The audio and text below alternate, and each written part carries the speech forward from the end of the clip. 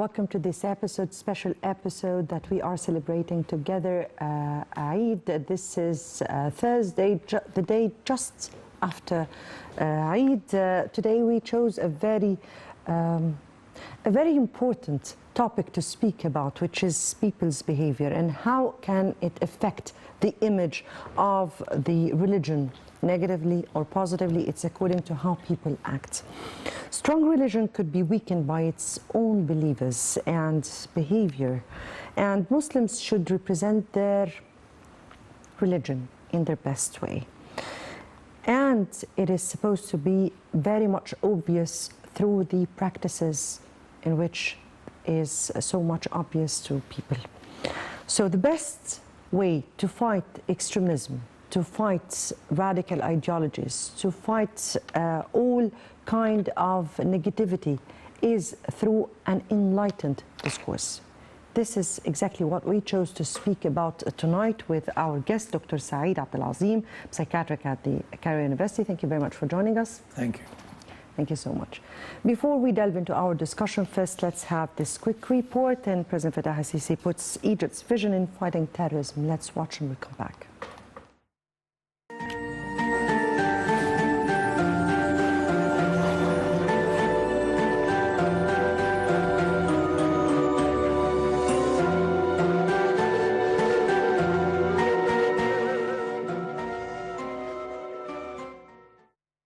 President Abdel Fattah al-Sisi has reinforced his commitment to defeating all terrorist organizations without discrimination, regardless of their name or where they operate.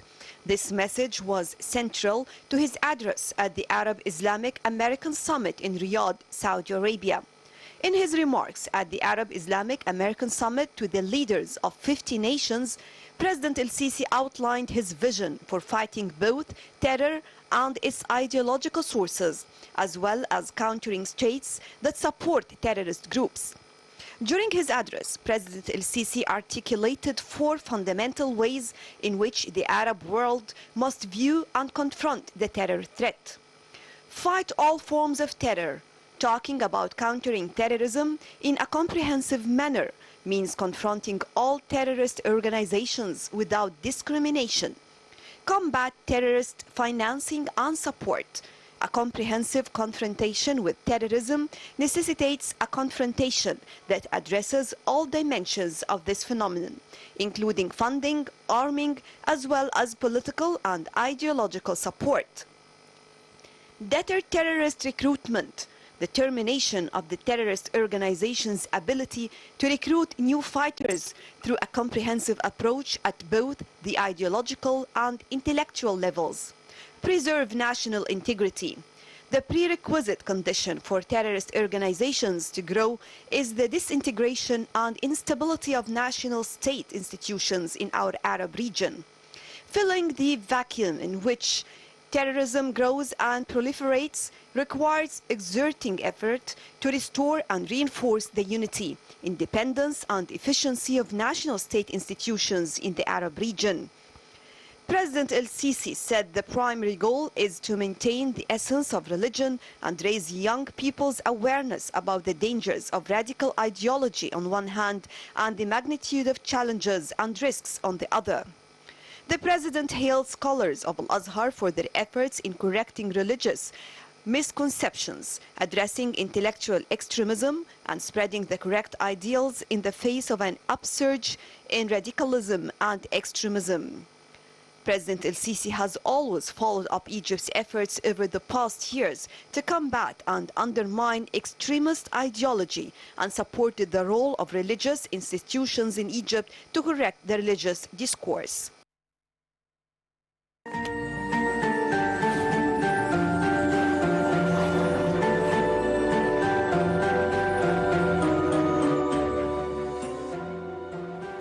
Right, welcome back, and let me again welcome our guest, Dr. Saeed Abdel, psychiatric at Cairo University. Thank you very much for joining us. Thank you. And as I said at the very beginning, we're speaking today about behavior of people. Not just behavior, but values and principles that are reflected and that are reflecting the image of religions at large. If we speak first about people's behavior and how they reflect the image of their own religion, negatively or positively? Especially in Egypt, we are privileged by that we have a very long history in relation to religion in general. And our civilization started maybe in Egypt, which is one of the most nations, ancient developed yes. before history and coming with history. And if we read the history of Egypt in particular, we find that religion is a core in everything, starting from old pharaohs up to the new pharaohs, up to Islamic era, and yes. even the Jewish and the Christian. All these are admixed here in Egypt. Yes, so when we speak about religion, it is not only Muslims, it is about the religion in general. Always Egypt has been a yes. coexistence of many religions all yes, together living in tolerance. Yes, indeed. So religion has its essence and depths in our psyche, in our emotions, in our behavior in general. And we can find even those who are not educated are maybe from their heart are religious. Because we are conservative people. Yes, not only conservative, but believe in religion. Yes, indeed. So how, from your point of view, behavior, the people's behavior itself, affects the image of their own religion? If we left people to their nature and their natural behavior, we can find that religion is a part and parcel of everyday activity. So if we go to the countryside, if we go to the town and all other parts of Egypt, we can find that religion is not something beyond our activity. It is one of our daily lives. Activity every day. Muslims pray 5 times every day, Christians pray as well, and so on. So praying and believing in the essence of religion, that it reflects our good character, our good relation with neighbors and others. So the core of religion is how can we behave well? How can we behave well? And even the statement of our Nabi, of our Prophet Muhammad. Our Prophet Muhammad is that he has a good character. Yes. Yes, he has a good. So he was the honest. Honest and do not and treat people without discrimination, and no discrimination between white or black or gender, no, equality. Yes. So, equality in all yes, means. equity. Equity between people. So this is the essence of religion.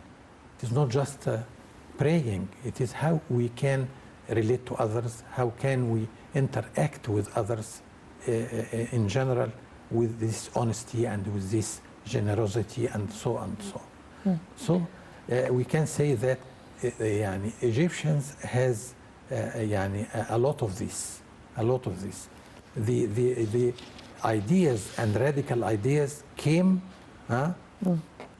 as a foreign something. It is a foreign body. If we try to see it thoroughly, we can see that the radical ideas and the ideology is not in our religion. It's never been. It's never been. Yes, definitely. Terrorism has no religion at all. So it is not religion. It has nothing to do with religion. Yeah. If we speak about the feast, since this is the 5th day, and it's just for the past 4 days we have been celebrating Eid al-Adha, which is a great feast for all Muslims around the globe, and very blessed days. And if we speak about the values that such an occasion brings about. Al-Hajj, which is pilgrimage.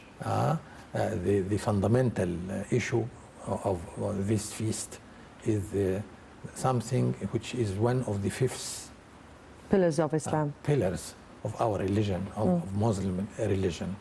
And as we see, it is growing even in the present time, year after year. Now we can find in Mecca millions, maybe 2 or 3 millions now coming from everywhere of the world, from east, from west, from north, and so on. And nobody is, they can find that they are in peace. No aggression, no problems, no violence. Violence among these millions of people where they are in one place. They are in one place and coming from everywhere. Diversity of nations sending these people to do this fundamental religious part, and it is coming every year in the same time nearly. And I think in that occasion all good characters can be seen among all these people, and even how they talk, how they interact, how they even there are deal some together. Statements about how to speak to themselves, to others, and respect others, and respect their own beliefs and their own. So there is no struggles, no aggression among these Hugag. Yes, the pilgrims.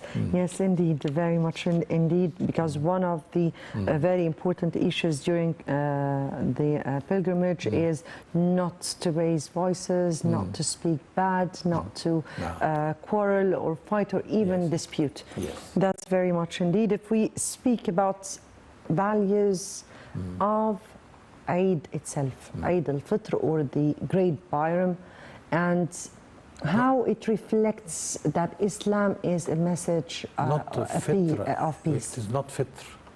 Eid al-Adha. Al-Adha. Eid al-Adha. Indeed, indeed. Yes. So it is Adha because we replaced Ismail in our religion by this al-Kharuf al-Awwal. Yes, yes. We are speaking here about the sheep. Let me have Dr. Muhammad Saleh Hussam, researcher at Al-Azhar Institute. Dr. Muhammad. Assalamu alaikum. Dr. Muhammad Saleh Hassan, researcher at Al-Azhar Institute. We thank you very much for being with us. Wa alaikum assalam wa rahmatullah wa barakatuh.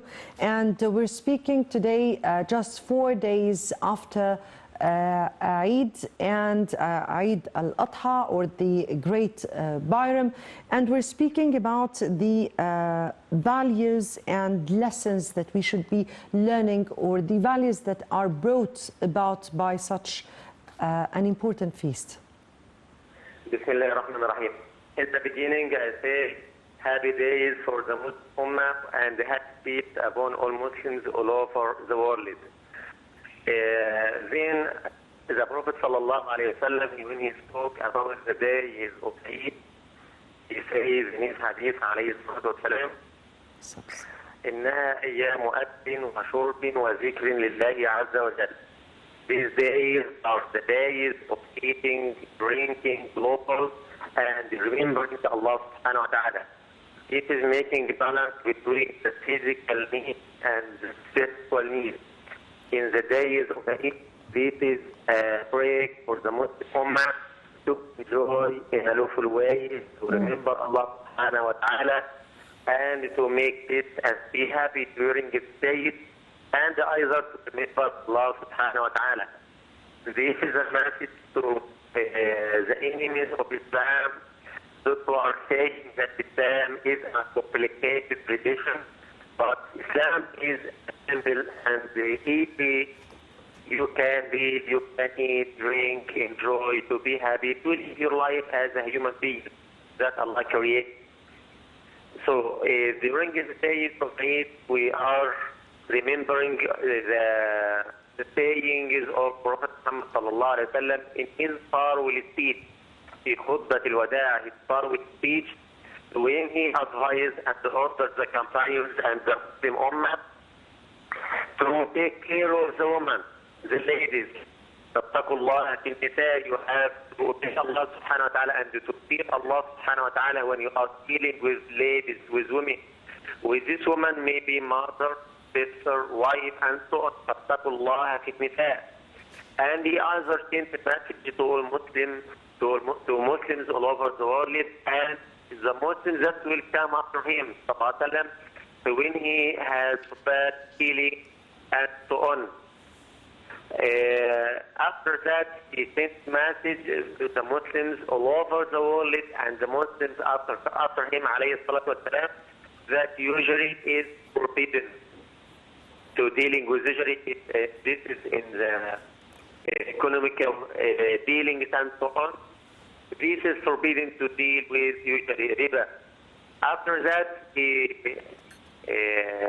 sent a message to others, sallallahu alaihi wasallam, that all human beings whether are Muslims or non-Muslims, that all of them are equal before Allah subhanahu wa ta'ala. There is no differentiation between black and white and so and making what is called discrimination at the political area that we are seeing nowadays in America, in Europe, and so on. Prophet Muhammad sallallahu alaihi wasallam from 14 centuries, he said that لا فرق بين عربي ولا أعجمي ولا أبيض ولا أسود إلا بالتقوى. The main measure is fearing Allah, is fighting التقوى sallallahu alaihi wasallam. So we are saying that Islam is a religion of tolerance. Tolerance is not in Islam to order or to force a person to be a Muslim. Allah says in the Quran, لا إكراه في الدين. It is for you, Muhammad, and the Muslims to force any person to be a Muslim. Number one. Number two, Allah says in the Quran, لست عليهم بمسيطر. O Muhammad, it is not for you to force anyone to be Muslim. Number three, Allah subhanahu wa ta'ala says to Prophet Muhammad sallallahu alaihi wasallam and to Muslims either, أنت تكره الناس حتى يكونوا مؤمنين. Will you force the people to be Muslims? No. Islam is number one to believe in complete acceptance, as Allah says in the Quran, أعلم أنه لا إله إلا الله. You have to study who is Allah subhanahu wa ta'ala. The more you know, the more you love. The more you know about Allah that created us, the more you love Him. The person that he stands and wakes up to pray, Fajr prayer and so on. So why do you do that? He says, I do this for Allah. The person that he travels to Mecca nowadays, so why do you do that? He says, I do this for Allah. See, this is the hadith of Prophet Muhammad sallallahu alaihi wasallam. Either during the days of Eid, we have to remember the hadith of Prophet Muhammad sallallahu alaihi wasallam and his companions. When he used it to send any military or any group to fight and so on, says, or he used to say to them, لا تقتلوا شيخا لا تقتلوا امرأة لا تقتلوا طفلا لا تقتلوا حيوانا إلا ما تأكلون. Don't kill all the man or the lady or woman or a farmer in his farm or worshipper in his place of worship. Why? They don't care the in military and so on. This is a message other that Islam is the religion of peace and not the religion of corruption. Corruption is forbidden in Islam. These days are the days of happiness. It's remembering Allah, to pray, to visit your family, to visit your relatives, neighbors, and so on. These are the days of happiness. So Allah subhanahu wa ta'ala ordered us to fast during the month of Ramadan. And either ordered us to break our fasting during the days of Eid. It is not for Muslims, for any Muslim, it is forbidden to fast the days of Eid. And the days following the great Qiyam, Al-Eid al-Akbar, Al-Eid al-Adha, the feast of sacrifice. The feast of sacrifice. It is forbidden to the Muslims to fast during the days of Eid. For the days are the days of happiness, eating, drinking, local, and so on. These are the days of Eid in Islam. The problem, Dr. Muhammad, here is that some Muslims really affect the image of Islam by their own behavior, by their own acts, by their own aggression.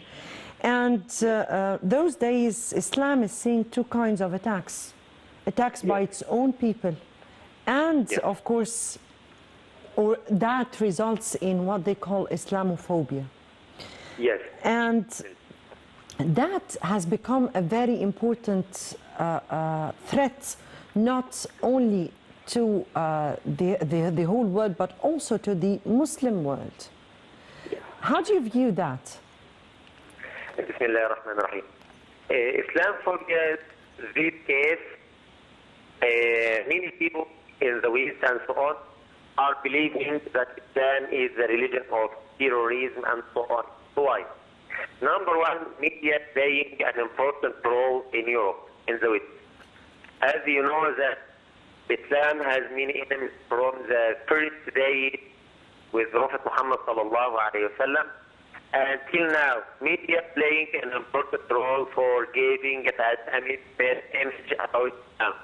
But excuse me here, Dr. Muhammad, I have to say media plays a role, as you say, but also the actions of people.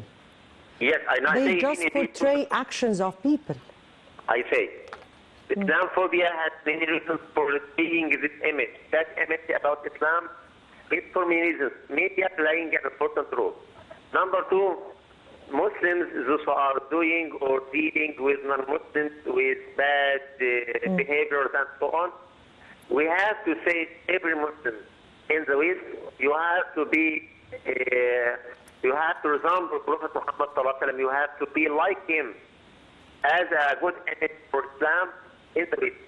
To when the people are saying or pointing to you, they are saying this is a good religion. This is Islam that we want.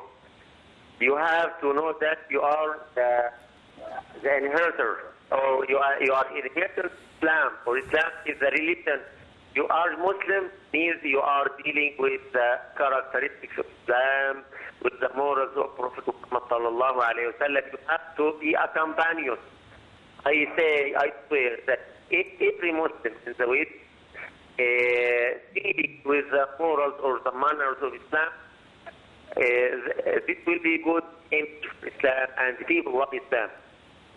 And why do people come to Japan or some countries?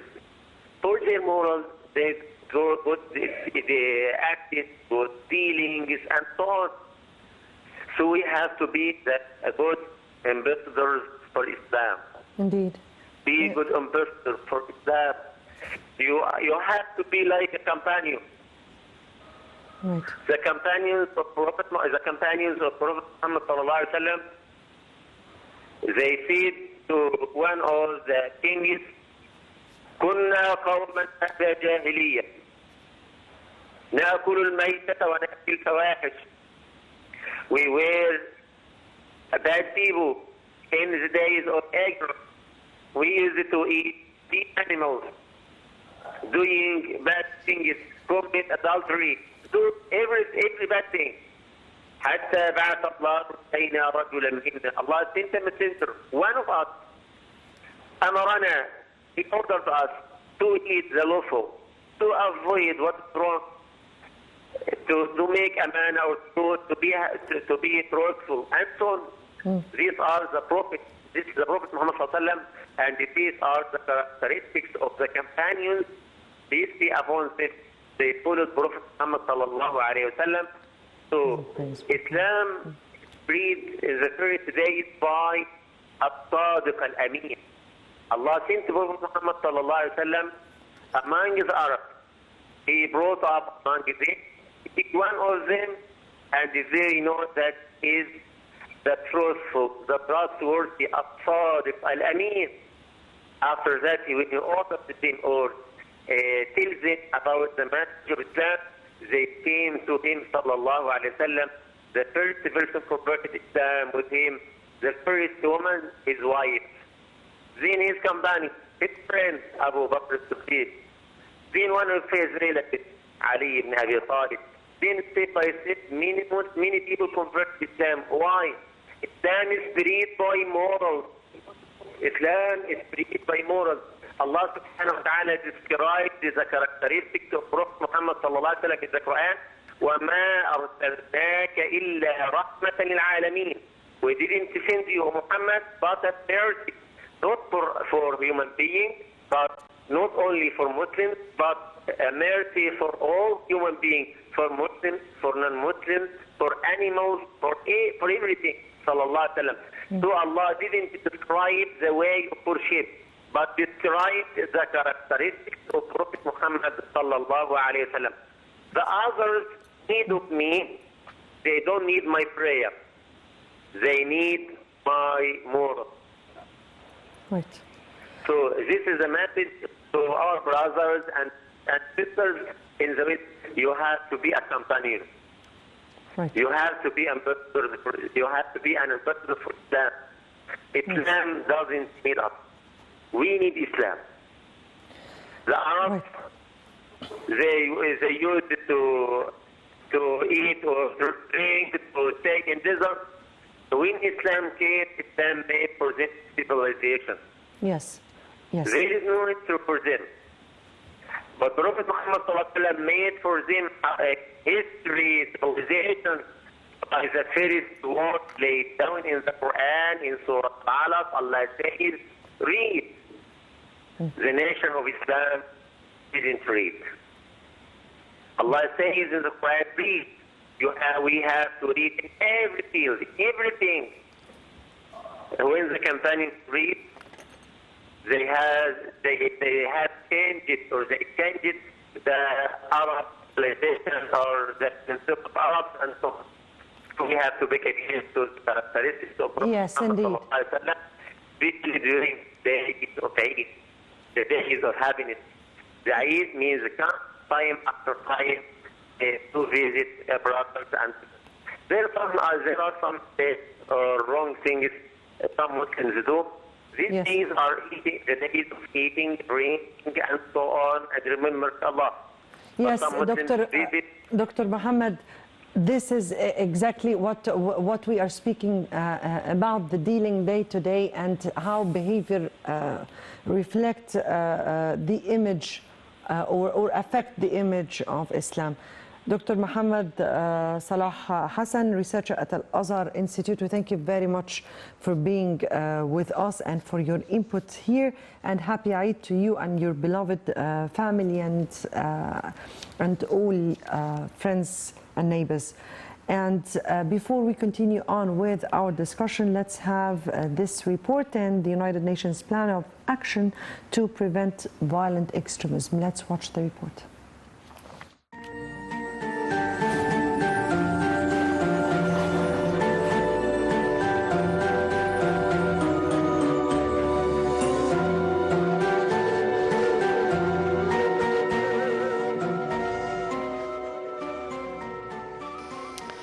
In recent years, terrorist groups such as Daesh, Al-Qaeda, Boko Haram and others have shaped the image of violent extremism and the debate about how to address this threat. Their message of intolerance, religious, cultural, social, has had drastic consequences for many regions of the world. Holding territory and using social media for real-time communication of their atrocious crimes, they seek to challenge our shared values of peace, justice and human dignity. On the 15th of January 2016, the Secretary General presented a plan of action to prevent violent extremism to the General Assembly.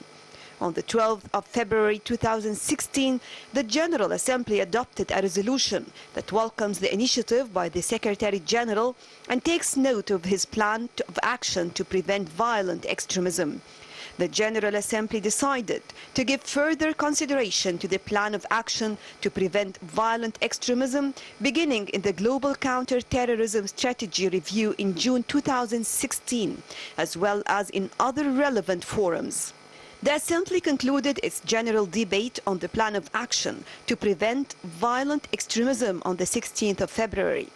Co-hosted by the government of Switzerland and the United Nations, the Geneva Conference on Preventing Violent Extremism, The Way Forward, took place in April 2016 at the United Nations office at Geneva. Building upon the February formal debate of the General Assembly, the Geneva Conference provided an opportunity for the international community to share experiences and good practices in addressing the drivers of violent extremism and to build support for the Secretary General's plan of action. On the 1st of July 2016, the United Nations General Assembly adopted by consensus a resolution on the 5th review of the Global Counter-Terrorism Strategy, reinforcing global consensus in the fight against terrorism and violent extremism. The General Assembly recognized the importance of preventing violent extremism and when conducive to terrorism, and recommended that member states consider the implementation of relevant recommendations of the Secretary General's plan of action to prevent violent extremism as applicable to the national context. In the plan, the Secretary General calls for a comprehensive approach encompassing not only essential security-based counter-terrorism measures, but also systematic preventive steps to address the underlying conditions that drive individuals to radicalize and join violent extremist groups. The plan is an appeal for concerted action by the international community. It provides more than 70 recommendations to member states and the United Nations system to prevent the further spread of violent extremism. The plan is accompanied by a letter of the Secretary General to the President of the General Assembly, where the Secretary General puts forward an all-of-UN approach both at headquarters and in the field of support national, regional and global efforts to prevent violent extremism and assist member states in developing national plans of action. The plan was developed through an extensive United Nations interagency process and is based on the outcomes of high-level meetings of the General Assembly and Security Council, interactive briefings to member states, and outcomes of international and regional meetings.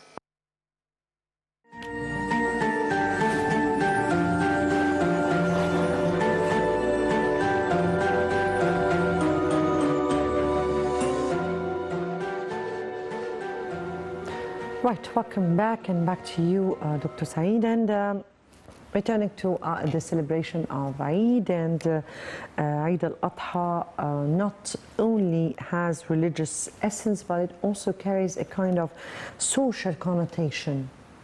Yes. Would you shed light on that? Yes, sure. Because during the feast, people usually meet in their homes, maybe in outside homes, maybe in groups, maybe families gather together. So there is a lot of interaction during the Eid. Second, it is an occasion as well to let offers between people. The rich people give to the poor people a lot of their udhiyat, from the sheep. Sacrifices. Yes. Sacrifice from the sheep. And many of them go to the countryside. Some people distribute it by arrangement with some of the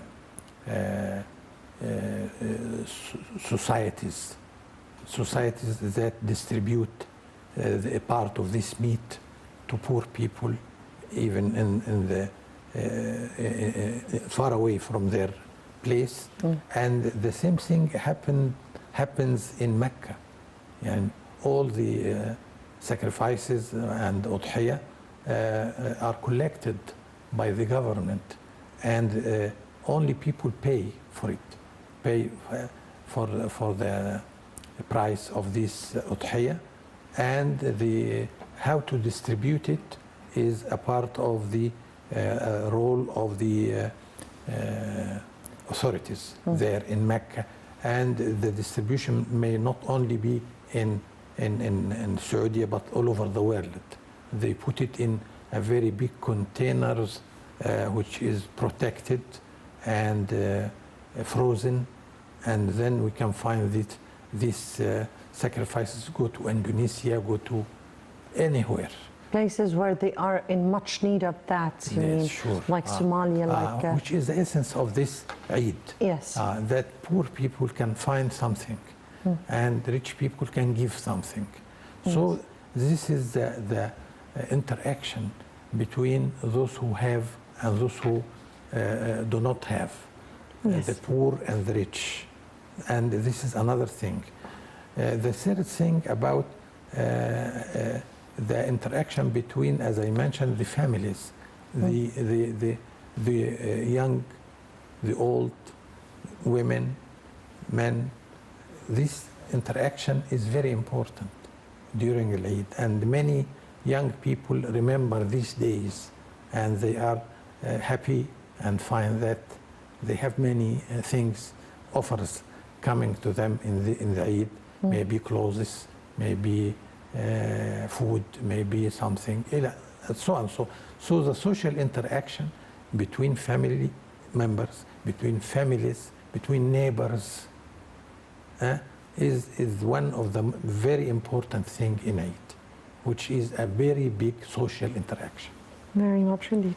We speak about whoever wants to know the ethics of a nation, they should watch their own traditions.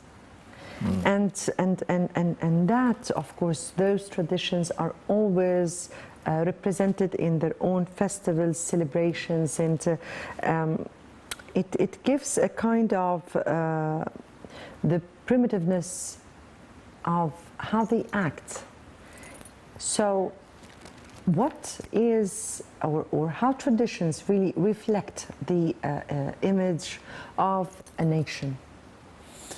The traditions are something built in our history. Can we relate tradition to religion?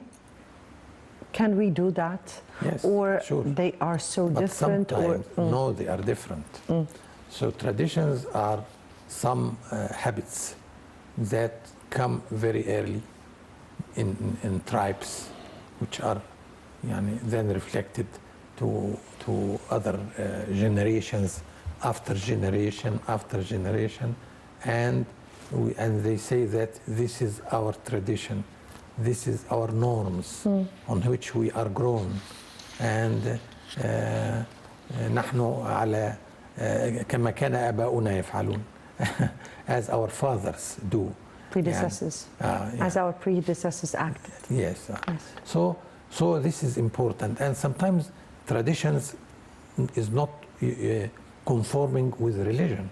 Sometimes, so we can find that some people behave according to the tradition, which is not accepted by the true religion, which is, we can find it in the old tribes, and those who are grown on some traditions that run within this tribe and within these families. And sometimes they, for example, they cannot accept the marriage of their own women from foreigners, even in the same nation, but not within the tribe. And the rules and the traditions of the tribe, that they should marry within the tribe, not from outside the tribe. And you can find along our history many stories about the frustrations that sometimes come when one tries to engage and to have his wife from certain tribe, and he is refused. That is not, you are not from us. you are a foreigner. So if we get back to religion and we get back to traditions and we say that traditions do not reflect religions No. and the essence of religion. Yeah. Well, if we get back to that and to differentiate between traditions and because we are speaking here about the true principles and values of religion at large, Islam in particular. If we speak about how important is it that we find or we train calibers who are able to interpret religion in the right way and present it to people so they can really apply the real essence of Islam. And what do we need in order to do that? Sometimes I think I have a chance to study the phenomena of vendetta, which is common in Upper Egypt. And if there is someone is killed, there should be an interaction from the other families that they should have their they called vendetta from the accused one, or from his family, or from any other friend or anything, but they should have their vendetta from that. And this is against religion. And here in Egypt, all the studies and all the efforts to eradicate this in Upper Egypt and in these tribes sometimes was not successful. And it needs some ceremonies and some practices so they can give their mercy and they can give their عفو يعني Pardon. ما Pardon, their pardon. pardon for the accused person. So this is one of the very old traditions coming not from Egypt. It is not our Egyptian style, but it came from other nations outside Egypt. But still persisting within the tribes living in Asyut, Suhag, Qena, Aswan, something like that. You cannot find that in Port Said. You cannot find that yes, in Alex. but how does that has to do with training calibers in order to be able to represent the real religion to people? The young generations, the hope is in the young generations. The old generations are stuck with these traditions and they cannot leave it or forget it. So we're speaking here about education. Education of the newcomers, of the new generations, that they are mixed and admixed within the real and the natural societies, not relating to these traditions. And we find that. And gradually they can go to the true religion, which is, and there is the forgiving, there is how can we give the authorities the will to do what should be done, not ourselves go and kill and assassinate and do all these things that are not accepted by the rules of the society and the Qanun. By laws. By laws, and even by religion. Yes, and even by religion. By religion and by the law. Yes, definitely.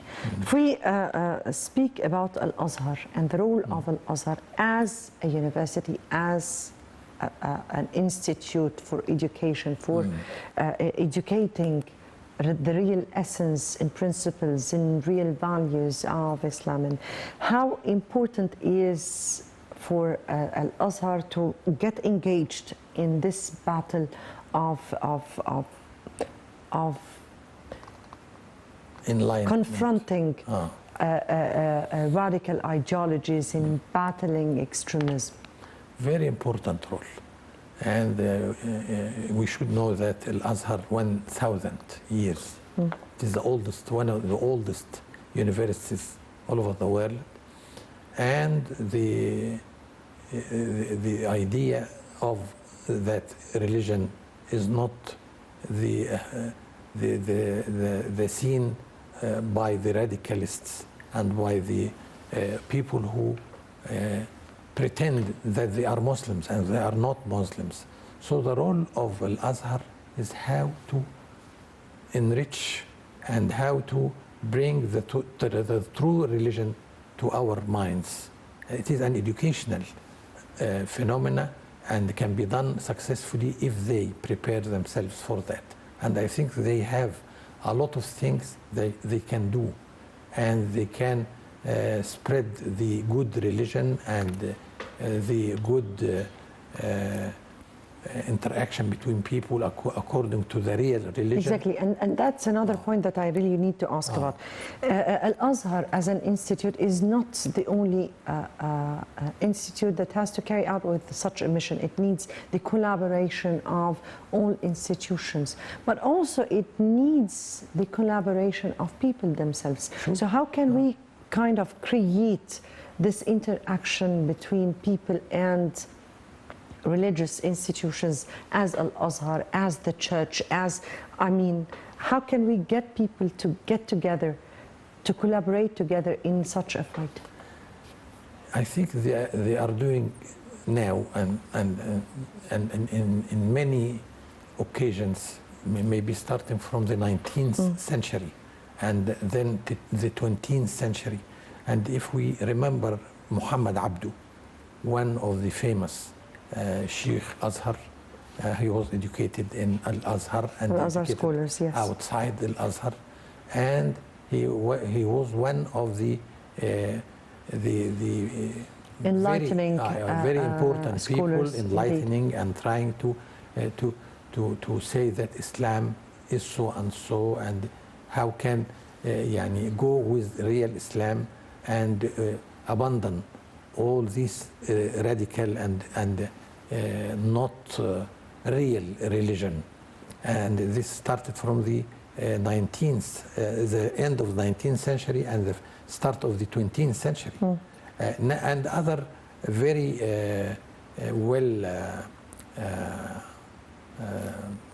cultured shuyukh, maybe Sheikh Sha'rawi. Intellectual scholars, yes, indeed. Muhammad Sha'rawi, Sheikh Muhammad Sha'rawi was one of the people who have many speeches about that, and it's still preserved in his videos we can see up till now in television. So we can use many things. And the interaction, as you mentioned, between Al-Azhar as an institute, important institute, and other institutes like Al-Awqaf, the Ministry of Endowment, and as other societies and other mosques. And mosques are sometimes doing a role within its community. So when the mosques are deviant, when some deviant people and some radicalists are influencing the role of the mosque, this is very dangerous. Yes. So the role of Azhar and the role of the Ministry of the Ministry of Endowment, yes, you're speaking about. It's very important in relation to the mosques everywhere. We have thousands of mosques all over Egypt, and we can use it as well by intellectual people. That is a role that Egypt has been trying to do by supporting Al-Azhar, supporting the Ministry of Endowment, and also supporting the church. It is the leadership has been very much supporting the renewal of the religious discourse in order to be able to return to the true essence of Islam. If we speak about a global plan for countering terrorism or countering what we can say radicalism or radical ideologies, we should study them. We should study why this phenomenon happened. Yes. And I think there are many causes for the start of this phenomena. Many of them may be related to some of the very far beliefs that are now out of the new new time. All right. I guess we have with us over the phone Dr. Saeed Kishk, researcher at Al-Azhar Institute. Good afternoon to you. Good afternoon. Yes, Dr. Kishk, we're speaking about the values and principles, or the real values and principles of Islam, and how behavior of people can really affect negatively or positively on the religion. Now we got to the issue of Al-Azhar role and all the religious institutions in trying to confront radical ideologies, and how important is that in this upcoming stage, and what kind of collective plan are you coming up with? Well, you know, particularly at that special occasion, which commemorates a lot of values. Right.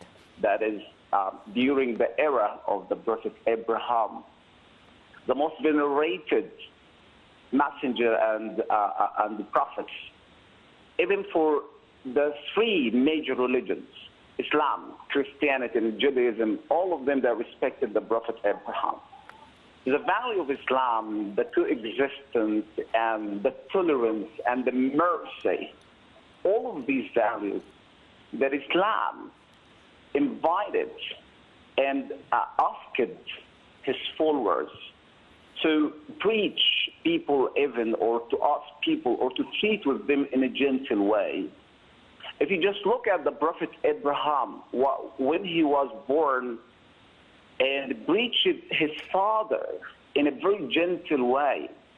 Ya abati lama ta'bud ash-shaytan, he said to his father, oh my dear father, Ya abati qad ja'ani min al-ilm, oh my dear father, I have knowledge which said that you are in the wrong way. Ya abati la ta'bud ash-shaytan, oh my dear father, don't worship the devils. So, and after later, the Prophet Abraham, preached his father in a very gentle manner. His father told him to get away from his life. And after even the Prophet Abraham father asked him to leave him alone. He said, "Qala salamun alayka, peace be upon you." قال سلام عليك سأستغفر لك ربي إنه كان بي حفيا. In that special occasion of doing pilgrimage, visiting Mecca, that billions of Muslims are visiting Mecca and performing the fifth pillar of Islam, which teaches us the most important values of Islam. How should we preach others? How should we treat with others, even if they are not in the same religion? Yes. The coexistence, the Prophet of Islam, sallallahu alayhi wa sallam. Dr. Kishk, because I'm running out of time, in few words, words, from your point of view, how can we confront radical thoughts at this particular time? How can what? I'm sorry for How again. can we confront radical ideologies at this particular time? Just in few words, because I'm running out of time. I got your question. Confronting radicalism and sectarianism, the most important point that we have to increase the awareness among the young people. Yes. If you just look at back the history, you're going to find that deviating and the lack of awareness among people, it gave a great opportunity for the radicalist group and for extremist group to recruit them. So it's very important, and actually it is the responsibility of all organizations in our country to increase, to protect, to safeguard our young people from such terrorism group, to let them know what is the real image of Islam, that Islam is totally away from sectarianism, Islam is totally away from extremism, Islam is the religion of peace. So if you talk about the rule and what should we do in a few words, increasing awareness among the young people is a must upon every organization in Egypt, internationally and locally. And that definitely will need all your help, all the institutions, religious institutions help. Unfortunately, my time is out here. Dr. Saeed Kishk, researcher at Al-Azhar Institute. We thank you very much for being with us. Unfortunately, my time is out. I have to end it here. Dr. Saeed Abdel Azim, psychiatric at Cairo University. We thank you very much for being with us. Dear viewers, happy Eid. We hope you had blessed days during the four previous days, and we hope all your days would be blessed. This is Mona Musarhi sitting here on behalf of my colleague Taghreet Hussein. Many thanks for watching, and happy Eid again.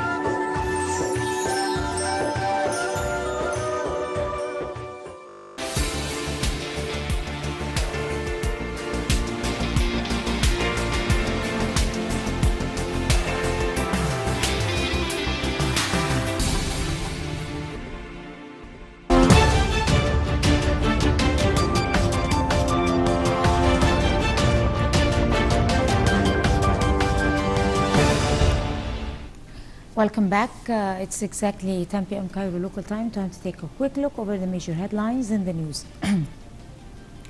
President Abdel al-Sisi held talks with Prime Minister Mustafa Madbouli, the Minister of Trade and Industry and head of Micro, Small and Medium Enterprises Development Authority, in addition to the head of National Planning Center for State Lands Exploitation, on Thursday to follow up over the new system to allocate states' lands all over the country.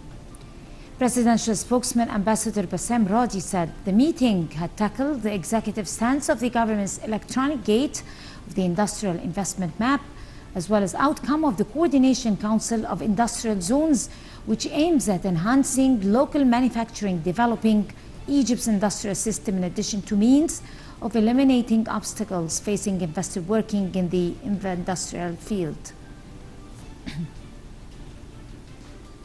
Egyptian pilgrims completed Hajj rituals and began returning to Egypt. From Saudi Arabia, Cairo International Airport has received a number of Egypt Air flights, bringing back home pilgrims. Minister of Finance Mohammed Mait has given directives to bodies concerned to facilitate customs procedures for pilgrims.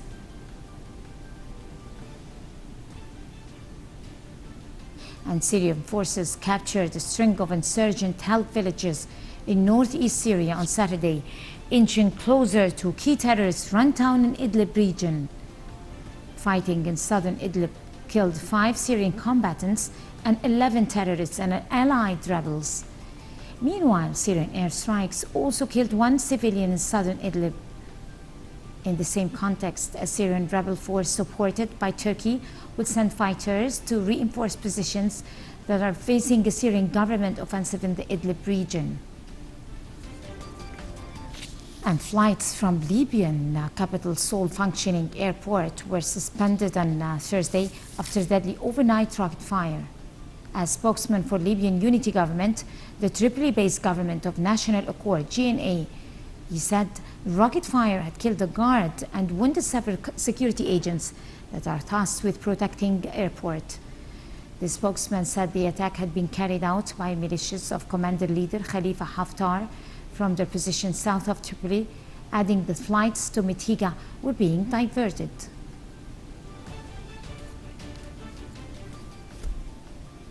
That ends our quick look over the major headlines in the news. Thank you very much for joining us. Please stay tuned for more coming up on Nile TV.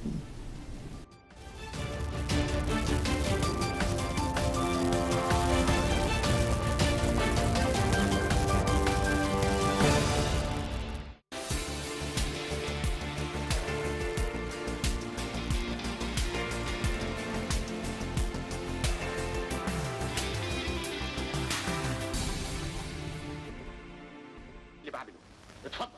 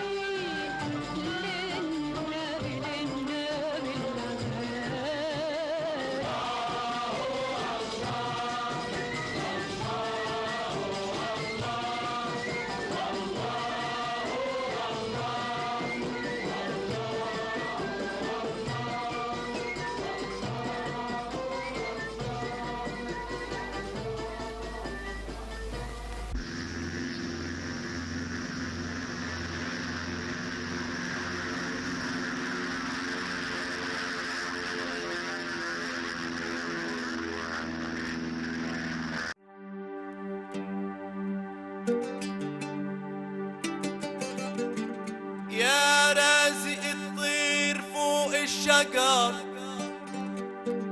ويا رازق الموجود جوا الحجر يا ربي يا رحمن يا خالق الأكوان أنا قلبي كله إيمان لا ضل ولا كفر